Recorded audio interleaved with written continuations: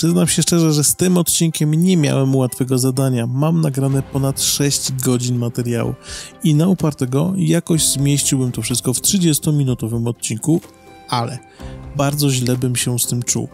Tego dnia wydarzyło się tak wiele rzeczy i zobaczyliśmy tyle ciekawych miejsc, o których chcielibyśmy wam opowiedzieć, że samo to zajęłoby cały odcinek. A droga? No właśnie, przydałyby się jeszcze jakieś przebitki z drogi. I właśnie tutaj jest największy problem, ponieważ praktycznie cały ten dzień jeździliśmy po Rodopach, czyli bułgarskich górach. Równiutki asfalt, wspaniałe zakręty i przepiękne widoki. No nie sposób tego wszystkiego pominąć. Dlatego, żeby was nie zanudzić, postanowiłem, że z tego dnia powstaną 2 odcinki merytoryczne, plus prawdopodobnie trzeci z samej tylko jazdy po górach. No to w drogę.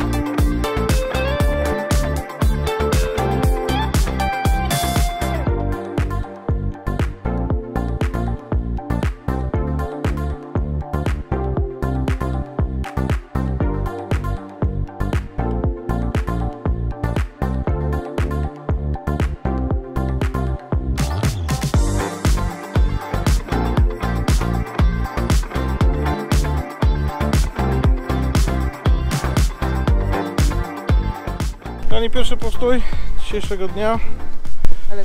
Daleko nie zajechaliśmy, ponieważ za Płowdiwem, jakieś 12 km od Płowdiwu, miejscowość Asen-Novgrad, jest twierdza Ansen. Szczerze powiedziawszy, nie jestem przygotowany, dlatego że znaleźliśmy to miejsce wczoraj wieczorem, patrząc na mapę. Więc stwierdziliśmy, że się zatrzymamy, zobaczymy, co to jest ciekawego. Wygląda zacnie, sami zaraz zobaczycie. Nie wiem, czy się to zwiedza, nie wiem, czy się płaci, zaraz zobaczymy, to są jakieś biletomaty chyba, ale widok w dół jest niezły. Zaraz wam pokażę lepiej, jak to wygląda.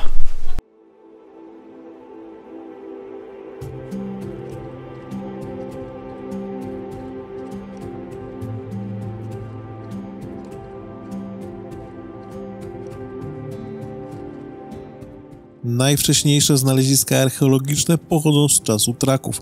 Twierdza zyskała na znaczeniu w średniowieczu, a po raz pierwszy została wspomniana w statucie klasztoru Bachkowo jako Petrich w XI wieku. W 1205 roku łaciński książę Filipopolis, Renier z Trit, uciekł z Filipopolis, które znajdowało się pod presją cara Kalojana z Bułgarii i schronił się właśnie tutaj. Renier z Trit był oblegany w twierdzy przez 11 miesięcy z zaledwie 40 rycerzami, zanim został uwolniony przez armię łacińskiego cesarza Henryka Flandryjskiego.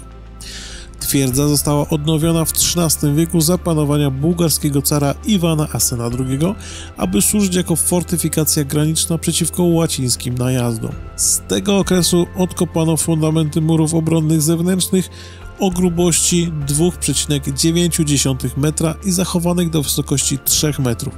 Pierwotnie ich wysokość wynosiła od 9 do 12 metrów. Wśród odkopanych fundamentów znalazły się również fundamenty feudalnego zamku, 30 pokoi i 3 zbiorników wodnych. Najlepiej zachowanym i najbardziej godnym uwagi elementem twierdzy Asen jest kościół Najświętszej Bogorodzicy z XII lub XIII wieku. Znajdują się w nim malowidła ścienne z XIV wieku.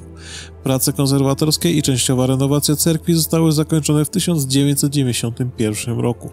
Twierdza uległa zniszczeniu po podboju osmańskim i tylko cerkiew zachowała swój pierwotny wygląd, ponieważ była używana przez miejscowych chrześcijan. Obecnie cerkiew ta jest nadal regularnie używana jako bułgarska cerkiew prawosławna.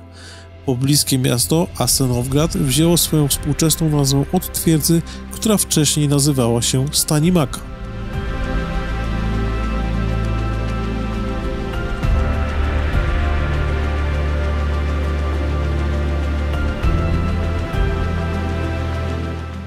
Panie twierdza Asen, wejściówka kosztowała nas 4 lewa od osoby. Niedużo. Dojazd całkiem łatwy. Fajne ruinki z przepiękną cerkwią, więc naszym zdaniem zdecydowanie warto tutaj podjechać. Jeżeli będziecie przejeżdżali w okolicy, to zdecydowanie warto. Weźcie tylko pod uwagę fakt, że trzeba łazić po schodach. Dużo schodów i smaży znowu, więc jeżeli będziecie chcieli to zwiedzać, to raczej albo rano, albo wieczorem. W ciągu dnia jesteśmy na szczycie skały, więc nawet się nie ma gdzie schować. W ciuchach motocyklowych możecie płynąć. Ale warto, zdecydowanie warto. Piękne ruiny, pięknie odrestaurowane. Samego zwiedzania, tak jak nam pani powiedziała, na jakieś 25 do maksymalnie pół godziny, więc taki szybki postój na trasie zdecydowanie polecamy. Niedźwiedzie polecają. Mamy do pokonania dzisiaj 385 km do Sofii, ale nie jedziemy bezpośrednio do Sofii, bo z Płowdiwu do Sofii jest jakieś 140 km tylko, więc domyślacie się, że pewnie jedziemy jakoś naokoło i faktycznie jedziemy naokoło, ponieważ zamiast na północny zachód jedziemy na południe. Jedziemy dalej na południe w stronę Grecji, jedziemy w stronę granicy greckiej w zasadzie, bo granicy nie będziemy przekraczali. Nie ma tam gdzie jedziemy, nie ma najbliższego przejścia granicznego, znaczy nie ma gdzieś w pobliżu przejścia granicznego. Jedziemy sobie zobaczyć wąwóz trigradzki. Podobno jest przepiękny, podobno warto się tam przejechać ze względu na formacje skalne wiszące nad wąską drogą biegnącą wzdłuż rzeczki. Przy okazji jest tam też jaskinia Diabelskie Gardło, więc będziemy chcieli się tam do niej dostać również. I jeśli się jeszcze uda, to w drodze powrotnej zahaczymy sobie o punkt widokowy, ale to już jest taki, że tak powiem, bonus. To będzie zależało od pewnych rzeczy, o tym Wam opowiem, jak dojedziemy tam na to miejsce. Natomiast, tak jak mówię, dzisiaj 380 km, potem sobie już lecimy na północ w stronę Sofii. Planowany czas przyjazdu znowu 20-21 podejrzewam, bo nie planujemy się dzisiaj spieszyć, tym bardziej, że tą drogą, która wiedzie przez wąwóz, nie da się jechać szybko, więc to tempo będzie mocno spadać. Jesteśmy wyspani, wypoczęci, udało się wczoraj wyspać, poszliśmy troszkę wcześniej spać. No co, jedziemy.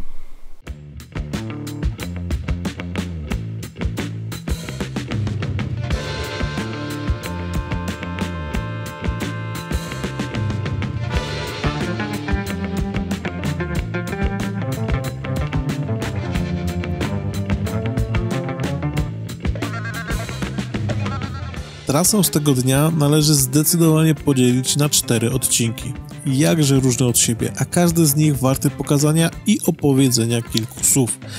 Pierwszy odcinek to droga numer 86 na południe, a następnie 866 na zachód.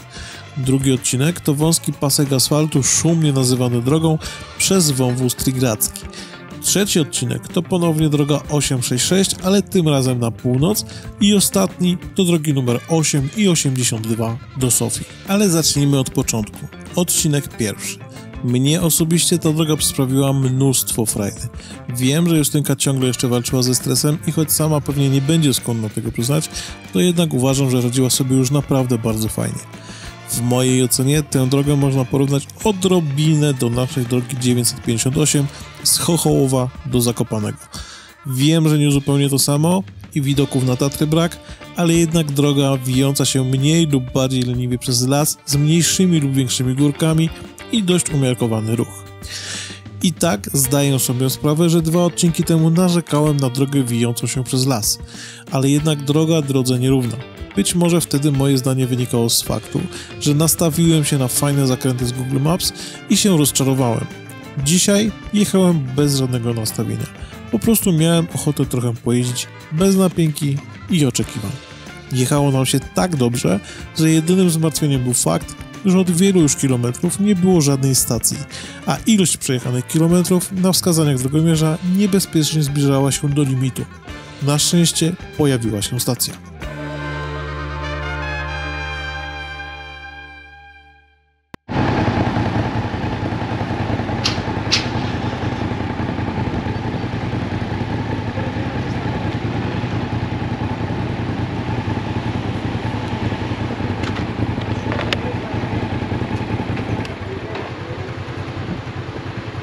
Nie ma paliwa.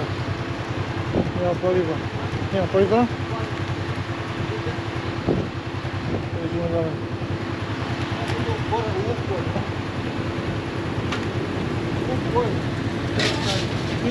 Ile? 1 kilometr, 2 kilometry. 1 kilometr tam. Tam. Okej, thank you. 1 kilometr tam. Okej. Tyle, że jak widzieliście, była to stacja benzynowa bez benzyny. Na szczęście kilometr dalej była druga stacja, na której już udało się zatankować.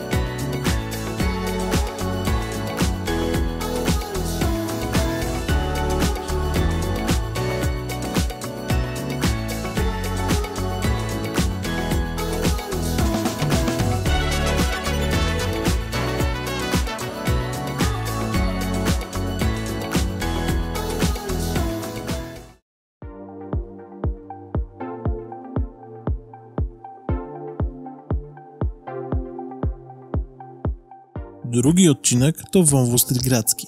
Inspiracją, aby tutaj przyjechać, był film Trzeźwego jak świnia z kanału Trzeźwy jak świnia na motocyklu. Bardzo chciałem zobaczyć na własne oczy to miejsce i przejechać tą uroczą nitkę asfaltu.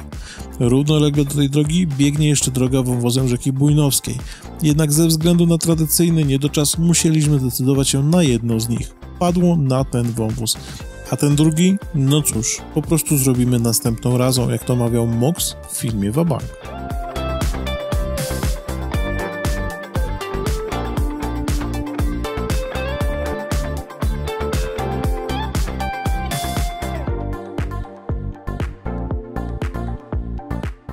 Droga przez wąwóz Trigradzki to wąski pasek asfaltu ze żwirem, piaskiem i innymi darami natury, więc trzeba uważać. Ale nie ma to kompletnie żadnego znaczenia, ponieważ widoki i skały sprawiają, że i tak nie ma się ochoty jechać szybciej. Podobno ta droga jest uwielbiana przez wszelkie maści ornitologów, fotografów ze względu na występujące tutaj w znacznej ilości zróżnicowane ptactwo. My tego nie potwierdzamy, w sensie tej części o ornitologach, bo ptaków, a i owszem, całkiem sporo.